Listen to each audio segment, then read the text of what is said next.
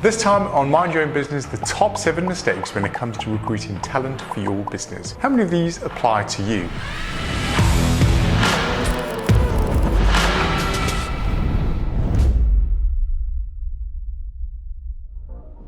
We all know that recruitment is incredibly important, and it is even more important if you are a growing business because you will need to recruit more.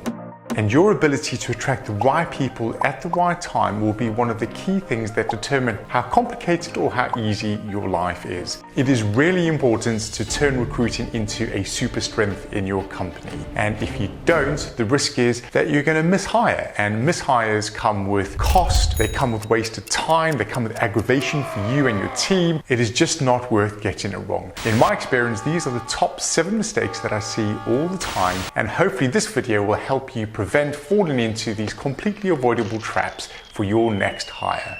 Number 1 is not being crystal clear on what you are actually looking for. I know it sounds obvious, but so many people start the recruitment process with a very vague job description. That's where it goes wrong. For new roles, you really do need to do proper soul searching. What are the specific skills that you are looking for? What experience are you looking for? What attitude and mindset characteristics are you looking for? And obviously, is there a good values fit? You need to get really clear on all of those areas so that you can start the recruitment process with clarity of what you are actually looking for. If you are vague, then you are going to pick somebody that you like and not somebody that can actually do the job that you need them to do. For existing roles, again, the same applies. Things change. Re-evaluate roles. Don't just copy and paste the same job description. Sense check that you are clear on what are the outcomes that that role needs to achieve, and therefore what skills, experience, and personal attributes the person needs to be able to achieve those outcomes consistently.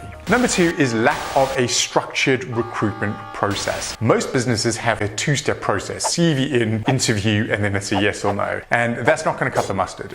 If you want to get really good at recruiting, you need a proper process. There needs to be several steps that will involve telephone interviews, face-to-face interviews, various skills tests. Do not be lazy about your recruitment process. It requires thought, it requires rigor.